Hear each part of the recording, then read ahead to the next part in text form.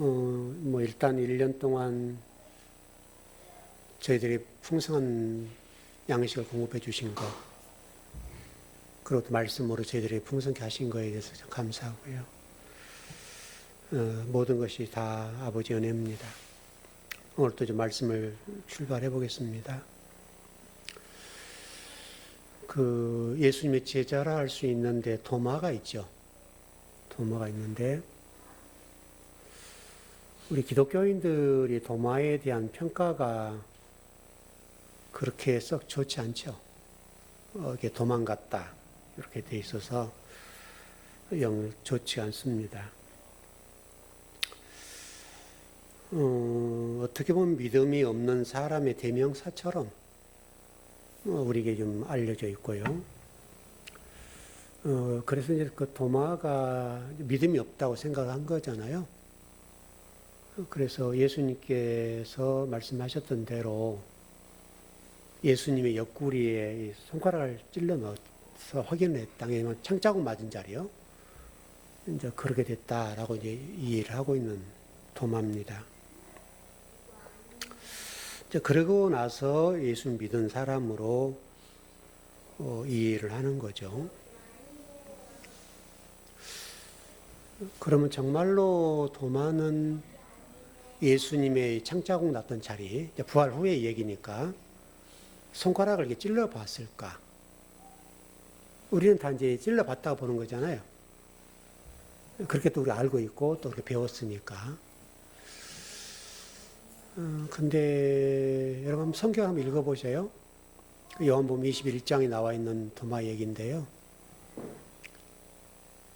제가 좀 이렇게 자세히 읽어보는데 도마가 예수님의 옆구리에 손가락을 찔러보지는 않았더라고요. 여러분 봐보세요. 자세하게. 예수님께서 손가락을 이렇게 보라고 그랬죠. 찔러보라고 했죠. 예수님께서 말씀하셨죠. 근데 실질적으로 도마가 예수님이 그 창자국 났던 옆구리에 손가락을 찔러 보았는가? 이건 어떻게 보면 좀 새삼스러운 질문이고요. 왜냐하면 우리가 이미 도마는 예수님이 그 창자국 났던 옆구리를 찔러 봤다라고 이해를 하고 있고 그렇게 알고 있기 때문에 이런 질문을 받으면 그래? 그게 뭐지? 이제 이렇게 될 수 있는 거죠. 그러나 여러분 성경을 잘 한번 읽어보라는 거예요. 그래서 성경 말씀이 그렇게 돼 있잖아요. 하나님 말씀을 자세하게 읽어봐라. 그러니까 우리가 듣고 알고 있는 하나님 말씀에 대해서 알고 있기 때문에 지나가는 거죠, 그냥. 이게 글자는 읽는데 다르게 이해가 되는 거예요. 우리가 배웠던 대로 성경이 이해돼서 보기 때문에 도마는 예수님 옆구리에 손가락을 찔러 넣었다고 보는 거죠.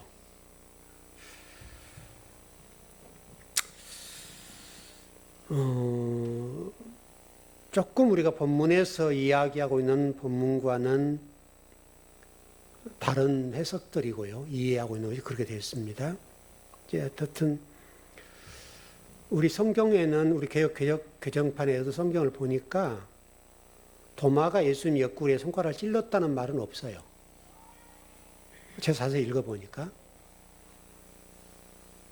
일단 또 하나의 또 문제는 이제 번역의 문제이기도 해요. 이제 그게 우리 헷갈리게 되고 또 우리 목회자들도 헷갈릴 수밖에 없었던 이유가 예수님 분명히 손가락을 이렇게 찔러보라 그러잖아요. 근데 실질적으로 도마는 예수님의 창자국 났던 옆구리를 찔러보지 않았거든요. 그래서 이제 예수님 말씀했기 때문에 우리가 그렇게 믿는 거죠.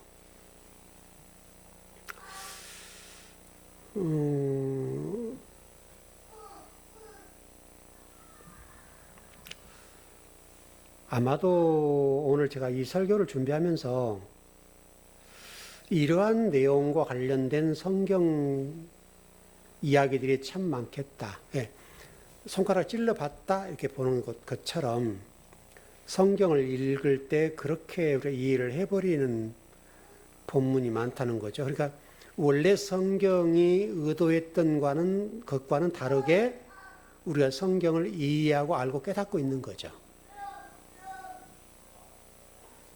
이게 이제 참 어려운 부분이죠. 그런데 이제 이 찔러보라고 했던 이 단어가 상당히 이제 주목할 단어인데요. 이제 이건 이제 번역자의 문제 같아요. 그 부분은 이제 찔러보지 않았지만 찔러보라고 이렇게 예수님 말씀했다라고 한 부분은 번역의 문제 같습니다. 그 여러분 창세기 2장에 보면 아담의 갈빗대로 하와를 만들었죠. 그 갈빗대라는 단어가 어떤 단어냐면 이 옆구리를 이렇게 찔러보라는 단어와 똑같아요. 그러니까 갈빗대 이 부분과 옆구리를 찔러보라고 하는 이 단어가 원문은 똑같다고요. 그러니까 이제 그 갈빗대와 히브리어는 똑같고 히브리어를 헬라어로 하면 또 이제 그게 똑같고 그래요. 좀 정리를 해보면 아담의 갈빗뼈로 하와를 만들었지 않습니까? 그런 내용인데 바로 그것과 연관되어서 이 본문을 보면 그 예수님을 십자가를 지셨을 때 군병들이 창으로 예수님 옆구리를 찔렀잖아요. 찔렀죠. 그 찔른 건 분명하죠. 그때 찔렀을 때 뭐가 나왔죠? 물과 피가 나왔죠. 그래서 물 한 방울 피 한 방울 다 쏟았잖아요. 그렇게 돼 있죠. 그래서 피라고 하는 것은 죽음을 의미하는 거고 물이라고 하는 것은 생명의 말씀을 얘기하는 거고 부활을 얘기하는 거죠. 그러니까 도마 나중에 오늘 뭐 다 설명을 다 못하겠습니다만은 나중에 우리가 공부할 때 그걸 자세히 설명을 드리겠는데 예수님께서 지금 옆구리를 찔러보라는 말이 아니에요. 무슨 얘기냐면 도마에게 예수님께서 말씀하신 게 핵심이 뭐냐면 이 피와 물에 동참해라. 이게 예수님께서 도마에게 하신 핵심이에요. 도마야, 내가 십자가에서 피와 물을 쏟았는데 그 피와 물에 동참해라. 다시 말하면 죽음과 부활에 동참하는 자가 되라. 이게 핵심이에요. 그러면 우리가 알고 있는 내용과는 너무나 다른 얘기잖아요. 그게 도마 이야기예요. 이 자세히 설명을 한참 해야 되니까 지금 더 설명을 못 하겠는데 오늘 본문에 이제 이어서 말씀을 보자면 여러분 요한복음 13장 우리 전번에 공부했던 내용 가운데 이런 말씀이 있었죠. 베드로에게 말씀하는 부분인데 따라오라라고 하는 말씀이 있었죠.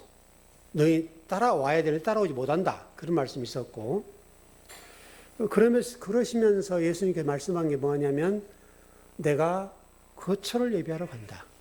거처. 그래서 이 거처라고 하는 것 때문에 한국 기독교가 상당히 혼란스럽죠. 그래서 이제 모든 성도들이 예수님께 지가 재림하지 않으신 것은 우리가 가서 그할 어떤 장소를 지금 건설하고 계신다. 이렇게 이해하는 거고, 그래서 많은 영적으로 좀 경험하는, 체험한 분들, 입신들하거나 막 이런 분들은 이제 그 천국에 갔는데 가서 보니까 좋은 맨션이 있더라. 어떤 성도의 가정은 금으로 이렇게 돼 있더라. 또 어떤 성도의 가정은 아주 초라하더라. 이렇게 이제 발전한 거죠. 거처라고 하는 것이 핵심이 되다 보니까 교회 앞에 충성스럽게 하고 뭐 헌금을 많이 드리고 봉사 많이 했던 성도들을 가서 봤더니 너무나 좋은 맨션이 있는 거죠. 고급 맨션. 금으로 되고. 그런데 어떤 성도들은 그렇지 않더라는 거예요. 그래서 이제 여러분 열심히 섬기세요. 헌신하세요. 이제 이렇게 되는 거죠. 그게 이제 거처의 개념이에요. 천국의 개념이기도 하고. 그래서 이제 가니까 천국이라고 하는 것이 휘황찬란하고 다 좋다는 얘기 아니에요. 그렇게 이해되는 부분이 거처라는 거예요. 그래서 이 거처 문제가 우리 기독교를 상당히 타락하게 만드는 한 요인이 됐습니다. 그리고 성경이 말씀하려고 하는 그 거처에 관련된 부분이 왜곡되어 버렸죠. 그래서 지금도 많은 성도들이 그 거처 대신 거처 만들어 놓은 그곳을 향해서 가기 위해서 몸부림을 치는 거죠. 그래서 모든 성도들이 예수님께서 거처를 만드시겠다고 하는 그 거처를 향해서 다름질을 치는 거예요.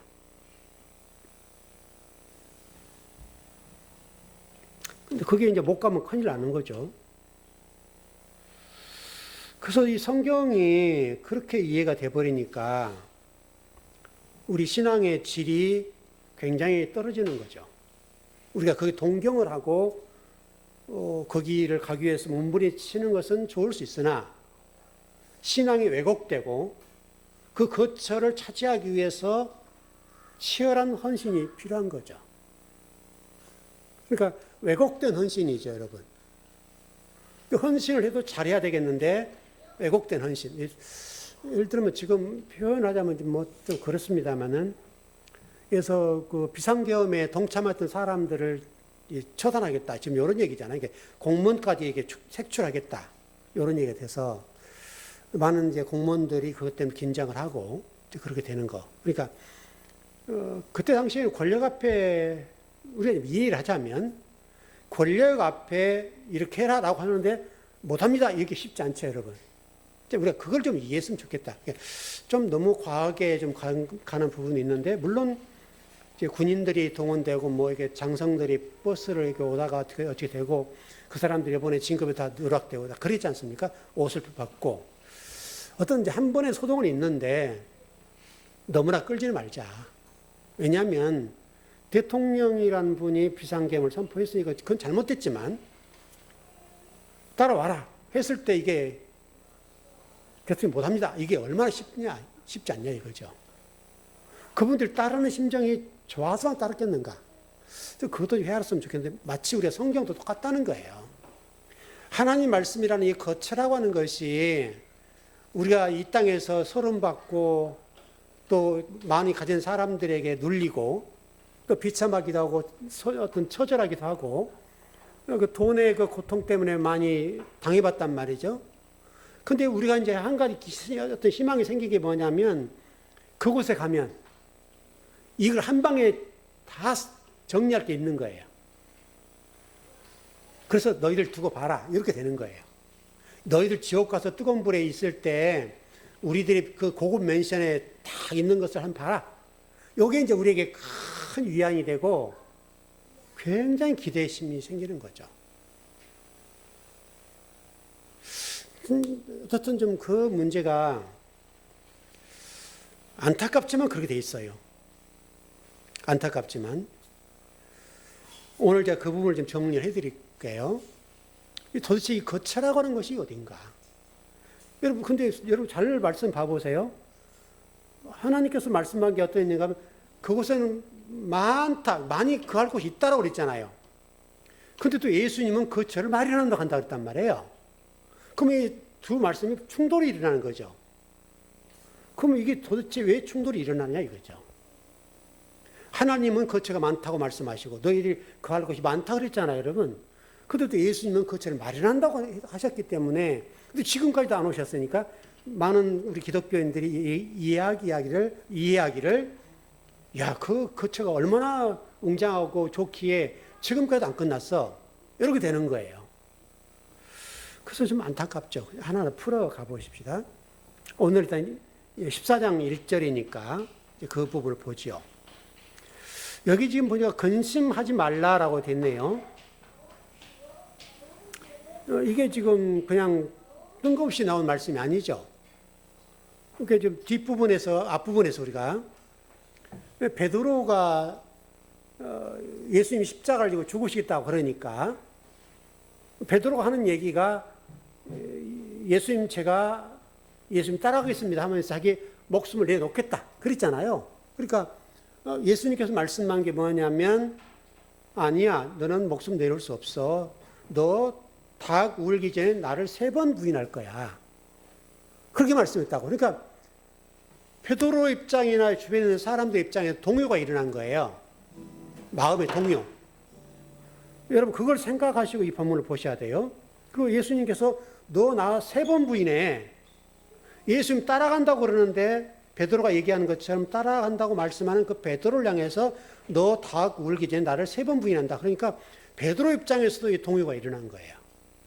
나는 지금 예수님께서 그렇게 하겠다는데 예수님들은 나를 부인한다고 말씀하니까 베드로가 마음이 막 요동을 쳤습니다. 바로 그 얘기입니다. 여기서 근심하지 말라는 말은 이제 뭐 어떻게 여러분 이해하시는지 모르겠습니다만 원문에서는 동요하지 말라. 베드로야, 제자들아, 너희들 내가 이렇게 베드로 얘기했다 한들 동요하지 마라. 그냥 베드로가 지금 세 번 부인한다는 사실을 예수님 말씀하니까 동요가 일어난 거예요. 왜? 베드로는 여러분 수제자잖아요. 바로 그 장면으로 이 본문을 이해하시면 좋을 것 같고요. 그 다음에 뭐라고 되어 있습니까? 하나님을 믿으니 또 나를 믿으라 그랬잖아요. 믿는다는 이 단어를 우리는 어떤 우리 믿음이라는 관점, 이렇게 해석을 한 것 같아요.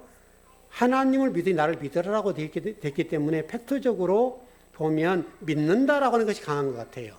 근데 이 믿는다는 말은 어떤 의미냐면 내가 한다. 어떤 믿음의 크기나 이런 얘기를 하는 것이 아니라 내가 할 거야. 그 얘기를 이렇게 한 거예요. 근데 이건 좀 번역이 약간 미스가 있는 것 같습니다. 그리고 걱정하지 말라는 거예요. 내가 해. 내가 한다. 너희들 할 일 없어. 제가 여러분 신앙을 여러분 지도할 때 헌신하고 충성하고 봉사한 것을 나쁘다고 얘기한 건 아니지만 우리가 거기에 매몰되면 안 된다고 얘기는 하잖아요. 왜? 아버지가 하실 일들을 우리가 다 할 수 있는 거예요. 아버지의 영역에 우리가 침범할 수 있거든요. 그러니까 우리의 신앙이 좋다는 것이 뭐냐면 우리가 뭔가를 해야 되는 거예요. 여러분 교회가 운영이 되고 돌아가려고 하면 헌신이 필요하죠. 여러분 그걸 부정하는 말이 아니에요. 지나치게 그게 중심이 돼서 흘러가는 거. 교회라고 하는 것이 교회 청소하는 분도 있어야 되고 기도하는 분도 있어야 되고 또 뭐 예배 시간에 예배 순서를 맡아는 분도 있어야 될 것이고 뭐 주차 봉사도 해야 될 것이고 여러분 다 그렇지 않습니까? 헌금을 관리하는 분도 있어야 될 것이고 다양한 분이 필요한 거 사실이에요. 여러분 제가 그걸 부정하는 거 아니에요. 그건 반드시 필요해요. 그러나 그것이 나의 구원의 조건이 있어서는 안 된다는 거예요. 그것이 중심이 되어서 그것 때문에 하나님 나를 구원해 주고 하나님 나라가 이렇게 세워져 나가고 교회가 부흥되고 막 이렇게 우리가 가는 것 자체는 성경적이지 않다. 그게 구원의 조건은 아니에요, 여러분. 주님이 한다고요. 오늘 또 하나님을 믿으니 나를 믿으라는 이 표현도 그렇게 해야 맞는 거예요. 내가 한다 그 말이 내가 한다. 걱정하지 말라 이거예요. 여러분 실질적으로 뭐 신학에서도 그래요. 그 유명한 신학자가 한 얘기가 예수님이 우리에게 온다. 우리가 예수님 찾아간다고 생각하잖아요. 근데 실질적으로 성경에서는 예수님이 찾아오고 하나님을 찾아오세요. 여러분 그게 맞죠? 우리가 찾아갈 수 없어요. 이게 학문적으로 얘기하자면 논술해서 하나님 증명, 신존재 증명. 하나님을 증명하려고 해요, 사람들이. 인간의 지식과 어떤 이런 모든 학문을 동원한다 할지라도 인간이 아버지를 논증할 수가 없어요. 그러니까 신존재 증명에서 논리학이라고 하는 게 있잖아요. 논리학에서, 신학에서 하나님을 증명하려고 해요. 그러나 실제로 하나님 우리가 어떻게 증명을 해요? 하나님이라는 분은 일이라고 한 분이라고 한다면 이 일이라는 분을 어떻게 설명을 다 하냐고 이거래요. 여러분 성경을 우리가 다 알 수 있어요? 하나님을 다 알 수가 없잖아요. 왜냐하면 제가 이런 표현을 했죠. 하나님은 성경 안에 갇힐 수 없다. 이 우주에도 갇힐 수 없다. 하나님의 성경을 통해서 나는 이런 하나님이다 라고 소개하죠. 또 너희들은 이런 사람들이야 라고 소개는 하고 있죠. 그렇다 하더라도 하나님이 성경 안에 갇힐 수가 없어요. 왜? 성경 말씀을 통해서 최대한 저자들이 또 기자들이 하나님의 이런 분, 인간은 이런 사람들이다 라고 설명을 하지만 그렇다 하더라도 하나님을 다 설명을 못하는 거예요. 할 수가 없어요. 왜? 인간의 지식의 한계가 있어요. 이 우주를 만드신 하나님을 어떻게 우리가 다 증명하냐고요. 그래서 못하는 거예요. 그래서 제가 쉽게 설명해서 그런 얘기도 해드렸는데, 삼위일체, 우리 신학교에서는 시험도 보고 그래요. 그래서 성군 어떤 분, 성자 어떤 분, 성령 어떤 분이다, 삼위일체. 그래서 삼위일체에 관련해서 논문 비슷하게 어떤 그 시험도 보고 합니다. 그런데 분명한 사실은 그렇다더라도 그게 100%냐? 그렇게 할 수 없는 거예요. 어떻게 우리가 성부, 성자, 성령 하나님을 우리 인간의 지식으로 다 논증하냔 말이죠. 1000분의 1 정도 할까 말까 하는 거죠.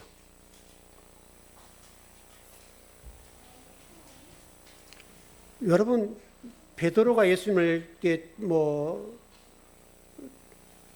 위해서 같이 죽겠다고 했을 때 예수님이 말씀하신 너 3번 부인할 거야 라고 말씀하시면서 예수님께서 하신 말씀이 뭐냐면, 베드로가 동요가 일어나니까 너는 못해, 내가 할 거야.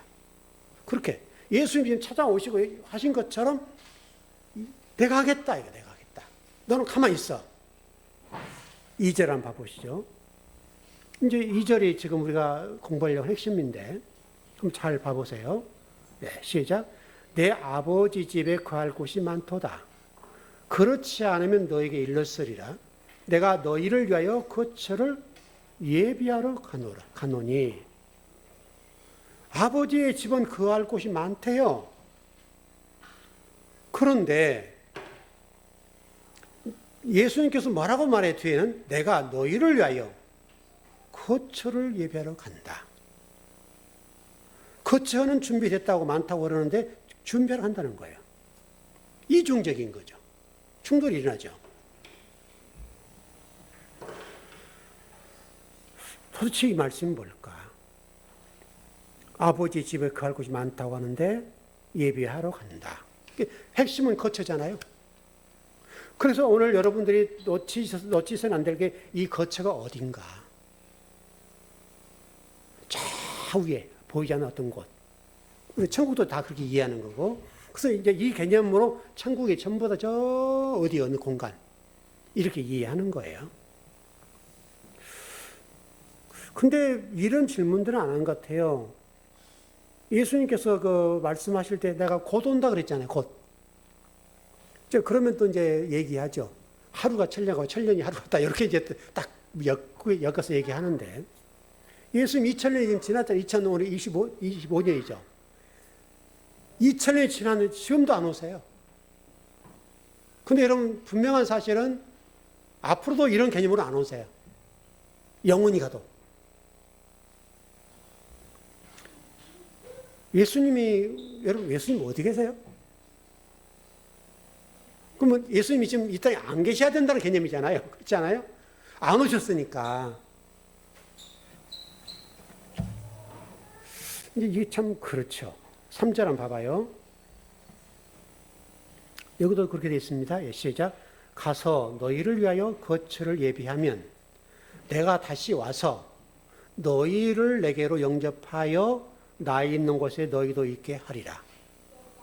이건 조건절이에요. 내가 만약 이런 조건절에 간다면 예비한다. 너희를 위하여 처소를 간다. 그렇게 됐네요. 그러면 간다는 말은 다시 온다는 얘기잖아요. 그냥 얘 다 내려놓고 얘기해 보십니다. 예수님이 십자가를 지고 40일 후에 승천하셨죠. 그리고 뭐가 오셨어요? 사도행전 2장에 성령이 오셨죠. 그러면 십자가를 돌아가시고 부활하셨던 그분이 성령으로 오신 거죠. 여러분 그러지 않아요? 그렇게 이해를 잘해야 된다는 거예요. 그분이 성령으로 오셨어요. 왜? 그분이 말씀이라고 그랬잖아요. 요한서에 보면 성령은 말씀이라. 말씀으로 오셨단 말이에요, 여러분.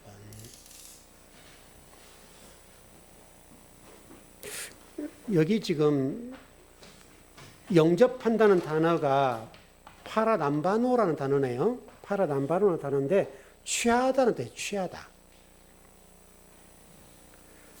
이게 무슨 말이에요? 완전히 너희를 내가 취할게.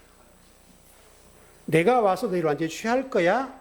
이렇게 지금 말씀하는 거거든요. 그게 팔아도 안 바르게 영접하여라는 단어가 취한다. 이런 뜻이에요. 4절, 5절 한번 봐보죠. 아까 제가 그 서두에 말씀했던 부분 좀 나오네요. 4절, 5절 시작. 내가 어디로 가는지 그 길을 너희가 아느니라. 도마가 이르되 주여 주께서 어디로 가시는지 우리가 알지 못하거늘 그 길을 어찌 알겠사옵나이까. 토마는 지금 모른다 그러잖아요. 근데 예수님 뭐라고 말씀하세요? 야, 이러면 이미 다 안다. 그렇게 하는 거잖아요, 지금. 그 장면이에요. 아까 서두에 말씀드렸던 대로 근데 우리 성경을 참 이해하기가 쉽지 않는 부분이긴 합니다만은 우리가 요한복음 21장의 이야기를 제가 모두 말씀드렸던 것처럼 도마가 예수님 옆구리에 손가락 찔러봐서 예수님을 믿었다. 도마가 믿었다. 이렇게 이제 이해하는 본문이란 말이죠. 근데 오늘 본문에서는 지금 도마가 나옵니다. 근데 여 본문과 곁들여서 21장에 나와 있는 내용들인데 그래서 믿음 없이 도망갔다. 배신자. 이렇게 보는 거예요. 도마는 지금 모른다고 그러는데 예수님께서는 그 길 알아. 여러분 나중에 공부할 때 이 단어를 꼭 이해해야 됩니다. 에이도라는 단어, 에이도. 히브리어, 헬라어. 그건 한번 꼭 기억해 두세요. 요한복음 21장에 넘어가서 반드시 공부할 내용이에요. 그때는 자세하게 할 거예요. 에이도라는 단어는 알다라고 좀 되어 있고, 근데 보다라는 거예요. 실질적으로 요한복음 21장에서 보면 도마가 예수님을 봤대요. 그 내용에서 지금 다 시간 없어서 못 하는데 봤다. 예수를 봐버렸다는 거예요. 그 일전에 여러분 그 창세기 5장 6장에서 노아 얘기한 적 있죠. 노아가 하나님의 검은 눈동자 속에서 그리스도를 봤다. 그런 설명을 드린 적 있죠. 그 장면과 똑같은 장면이에요. 성경에 지금 여기 에이도라는 단어 그런 의미예요. 그런 의미. 그렇게 이해하시면 될 것 같고요. 예수님은 지금 토마에게 얘기한 게 뭐라고 얘기하는가 하면 나는 예수님 좀 몰라요. 못 봤어요. 이렇게 하는 거니까 예수님께서 뭐라고 아니야. 너희는 그 길을 봤어. 그 길에 대해서 지금 토마는 못 봤다고 얘기하고 예수님께서는 너 이미 봤다고 얘기하는 거예요. 6절이요. 바로 이 본문 때문에 그래요. 시작. 예수께서 이르시되 내가 곧 길이요 진리요 생명이니 나로 말미암지 않고는 아버지께로 올 자가 없느니라. 길 얘기하는 거죠, 여러분. 길. 예수님이 길이니까 또 그분이 진리고 생명이잖아요. 그러니까 예수님께 말씀하신 말이 맞아요. 왜냐하면 이 지금 본문의 말씀 6절이 완료예요, 완료. 미완료가 아니에요. 내가 곧 길이요 진리요 생명이라고 하는 말은 완료예요. 이미 예수 그리스도를 알면 그분의 믿음을 우리가 아는 거죠. 그 믿음이라고 하는 것을 우리가 소유하고 있게 되면 길과 진리와 생명을 소유해버려요. 저와 여러분이. 그래서 여기는 완료. 그래서 이미 길을 본 거예요. 도마는 못 봤다고 하는데, 그래서 도마는 봤는데 못 봤다고 그러니까 지금 예수님께서 말씀한 게 뭐냐면 내가 길이요 진리요 생명이라고 너를 말씀했자니 봤자니 나를 봤자니 나를 보면 길과 진리와 생명이라고 봐버렸다는 거예요. 안다는 거예요, 여러분. 그리스도가 진리고 생명의 길이기 때문에 그래요, 여러분. 그래서 요한복음 1장에서 여러분 그분이 빛이라고 그랬죠. 어둠이더니 내가 빛이다. 창세기에서도 여러분 1장에서 그 이스라엘 백성에게 소개를 해드리고 설명을 드렸습니다마는 모두 무정갱 상태, 지옥 상태인데 빛이 있으라 하시며 빛이 있었다. 그래서 저녁이 되면 아침이 되니 그 얘기를 하잖아요. 빛이란 말이죠.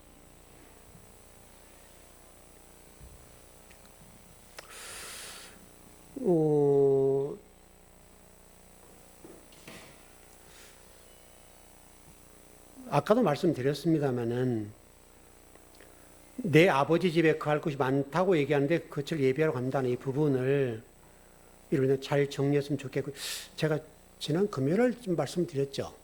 그 뭐예요? 모압, 에글론 얘기를 좀 드렸죠. 그러니까 우리가 이단을 어떻게 대할 건가? 그들은 도대체 누군가? 그럼 그들에게는 하나님 없는가? 요 얘기를 좀 해드렸죠. 우리 적대시하고 교회 발을 못 들여놓게 하고 그곳에 나온 사람들도 교회가 안 받아주거든요. 그 받아준다 하더라도 색안경을 끼고 보여요. 저것도 혹시 또 이렇게 해서 하니까 못 버티는 거예요, 교회에서.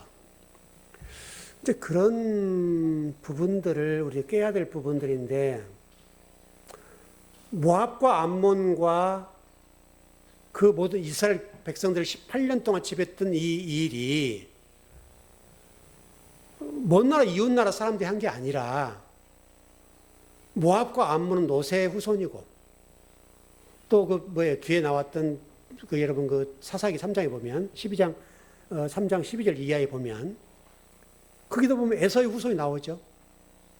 근데 그들이 종려나무 성읍을 차지해 버리잖아요. 그 장면. 그래서 제가 그 얘기를 이단과 더불어서 설명을 좀 드렸는데, 그럼 이단들은 또 뭐 요즘 그 뭐 신천지 아주 득세를 하지 않습니까?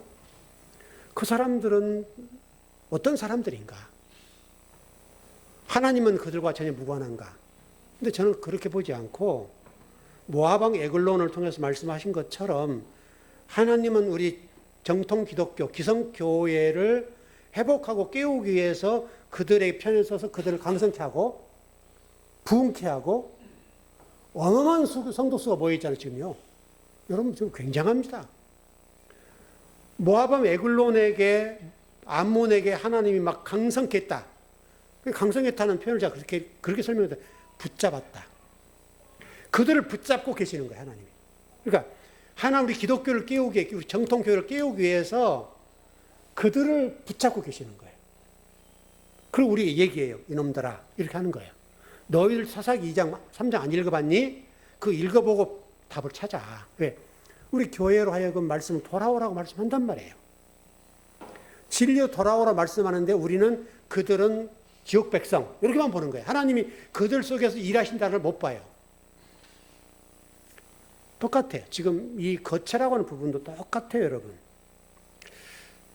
여러분, 신명기 33장 27절은 봐봐요.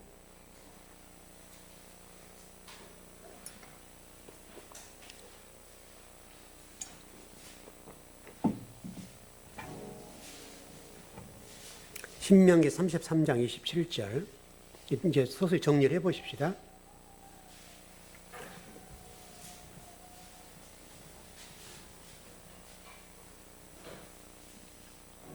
신명기 33장 27절입니다.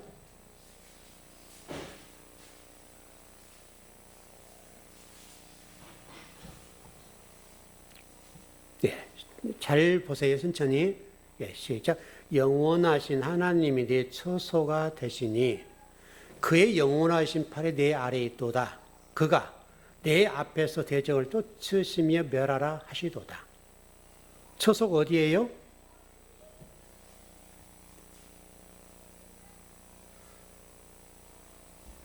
여러분 잘 보세요. 한글이 어렵죠? 하나님이 처소잖아요, 여러분. 그러지 않아요? 맞죠? 우리 성경대로 믿으면 되잖아요, 여러분. 하나님이 처소라는 말이에요. 엘로힘 하나님. 그분이 처소예요, 그분이. 여기 시편 90편 1절 봐요.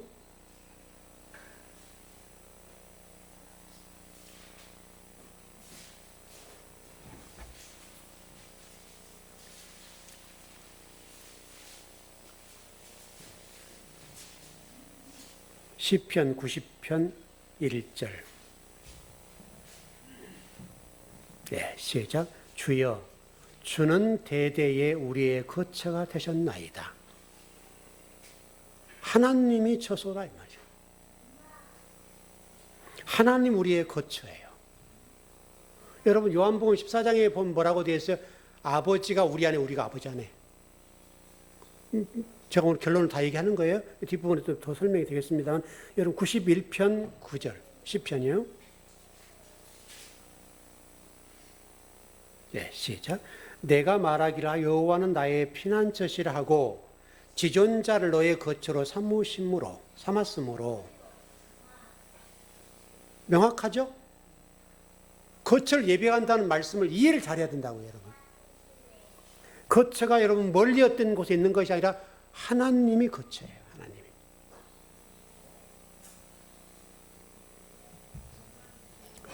또 조금 더 가까이 보죠. 출애굽기 15장 17절 한번 봐봐요. 성경에 다 나와 있어요.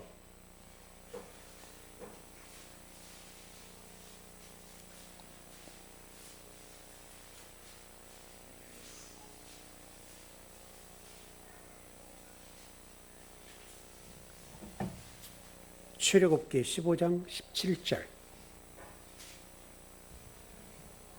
네, 시작. 주께서 백성을 인도하사 그들을 주의 기업의 산에 삼으시리라. 여호와여 이는 주의 거처를 삼으시려고 예비하신 것이라. 주여 이것이 주의 손으로 세우신 성소로소이다. 자, 하나님에서 지금 어디로 옮기고 있어요? 성막으로. 하나 더 보죠. 시편 132편 13절.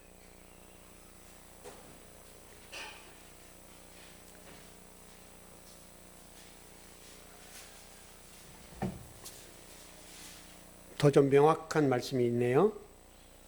시편 132편 13절.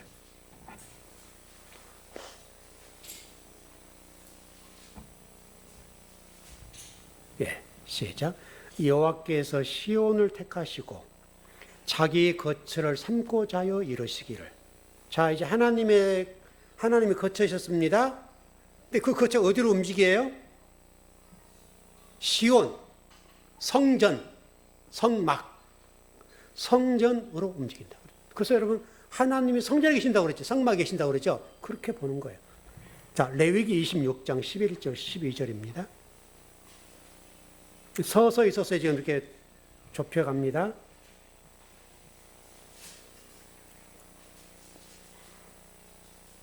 레위기 26장 11절, 12절입니다.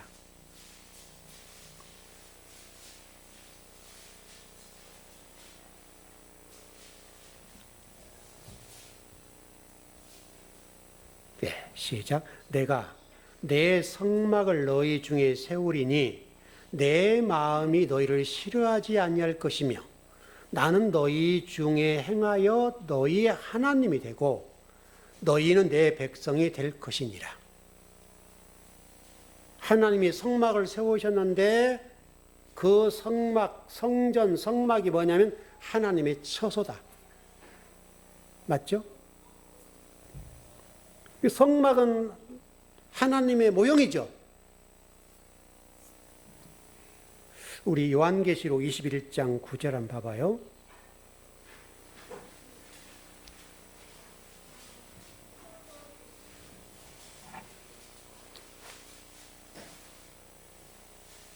이제 더 정확하게, 좀 더 가까이 보자고요.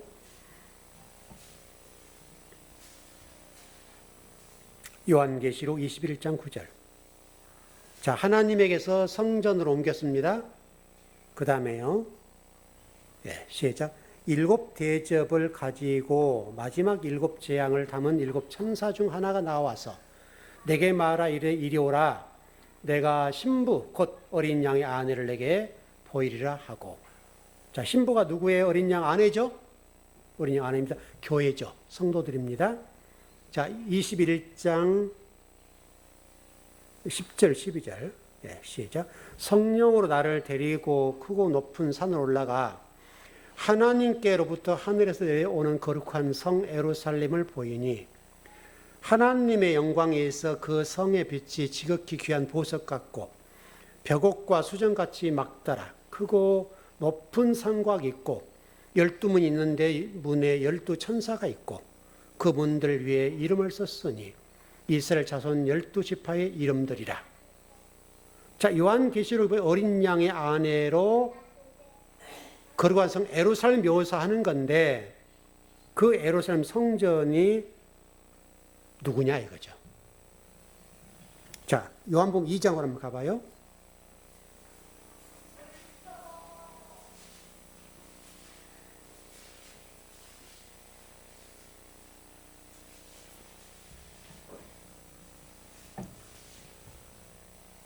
요한복음 2장 19절 20절입니다. 예, 시작. 예수께서 대답하여 이르시되 너희가 이 성전을 헐라 내가 사흘 동안에 일으키리라.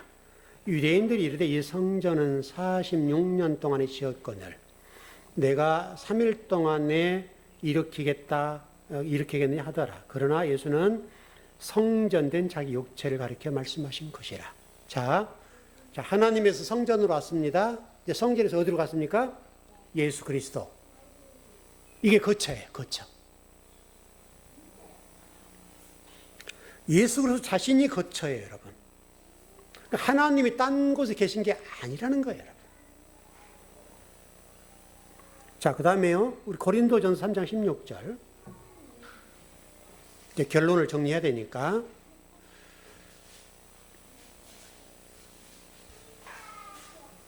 고린도전서 3장 16절입니다.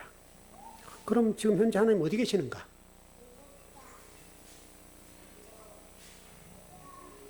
네, 시작. 너희가 하나님의 성전인 것과 하나님의 성령이 너희 안에 계시는 것을 알지 못하느냐? 그러면 여러분이 성전인 거죠? 그럼 여러분이 뭐라는 거예요? 여러분이 거처라는 말이에요, 여러분. 거처가 저기 있는 게 아니에요. 이렇게 간단한 건데 우리는 그 하나님의 거처를 지금 소망하고 있죠. 그래서 여러분 이 맑은 날에 구름이라도 십자가가 그려졌던지 그러면 주님 재림하는 난리에 사진 찍고 그거 주님 혹시 재림하신 거 아닌가 난리가 나는 거예요.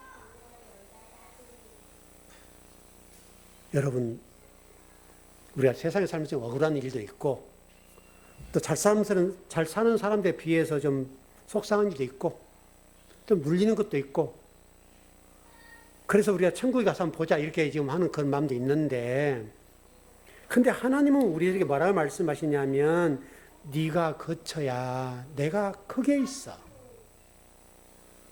다른 데 있지 않아요. 그럼 여러분이 지금 어마어마한 거죠. 여러분 에베소서 2장으로 한번 가봐요.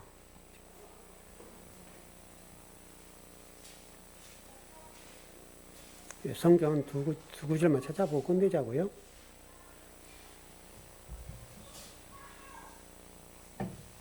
이 장 20절 22절이네요.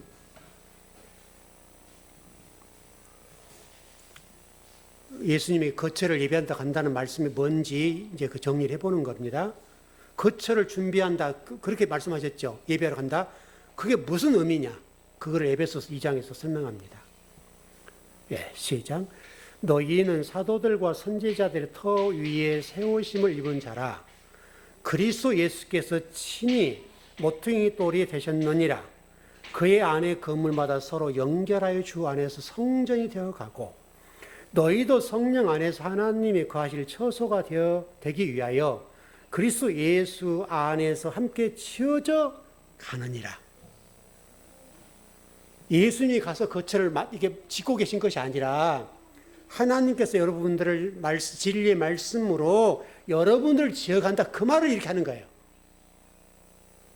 정리되시죠? 에베소 2장에 정확히 나와 있잖아요, 여러분. 거처를 예배하러 간다는 말이 예수님께서 하늘나라 가지고 뭐 맨션을 만든다는 말이 아니라 하나님이 저와 여러분들을 진리의 말씀으로 이렇게 지어져 가겠다. 짓겠다. 왜? 여러분, 우리 하루아침에 우리가 신부가 못 되고 말씀이 못 되잖아요. 그러니까 계속 말씀 우리를 부수는 거예요. 그래서 제가 창세 1장 태초라는 단어 속에서 노시라는 단어를 설명할 때 우리의 생각과 사고와 세계관을 의식구조를 바꾼다. 무엇으로? 진리 말씀으로, 그리스도로 바꾼다 말씀하셨잖아요. 그게 거처 개념이에요, 여러분. 그래서 에베소 2장에서는 20절, 22절에서는 하나님께서 저와 여러분들을 성전으로 지어져 간다.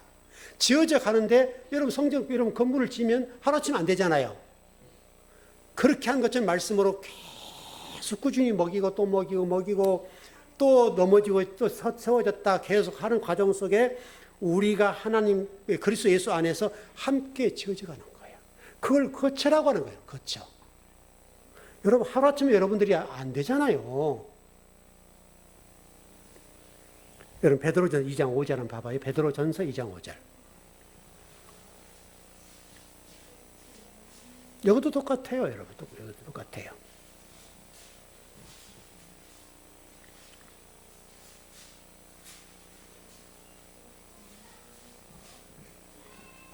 베드로전서 2장 5절입니다.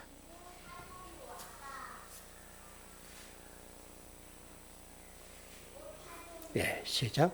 너희도 산돌같이 신령한 집으로 세워지고 예수 그리스도를 말미암아 하나님이 기쁘게 받으실 신령한 제사를 드릴 거룩한 제사장이 될지니라. 산돌같이, 너희도 산돌같이 신령한 집으로 세워지고, 세워진다, 이거 완료가 아니죠. 세워져 가는 거죠. 그리고 예수 그리스도로 말미암아 하나님이 기쁘게 받으실 만한 신령한 제사를 드릴 거룩한 제사장으로 만들 거야. 이게 여러분 초소 개념이에요. 초소 개념. 예수님, 여러분 혹시나 우리 성도 가운데 주님 언제 오시나 기다릴 분 계실지 모르겠는데 뭐 안 기다려도 괜찮아요. 이미 여러분 안에 계시잖아요. 기다릴 필요 없습니다. 뭐 그때 가서 예수님 이제 마지막 정리하실 때는 한번 하시겠지만 그건 그런가 보다 하면 되는 거지. 그분을 기다리고 하늘나라에 가서 뭐 어쩌고 저쩌고 그런 생각할 필요 없다고요. 그러니까 우리는 자꾸 하나님 나라를 우리 세상적인 관점으로 자꾸 만들어가는 거예요. 여러분, 하나님 나라는 그런 세상이 아니에요.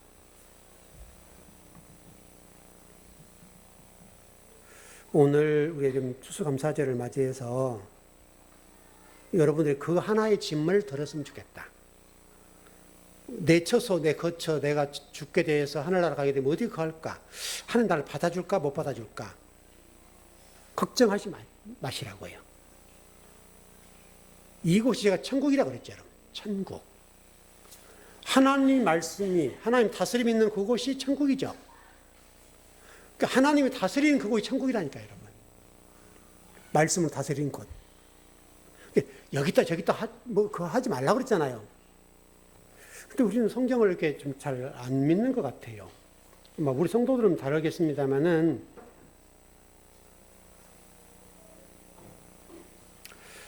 여러분 바로 그것이 새 하늘이에요.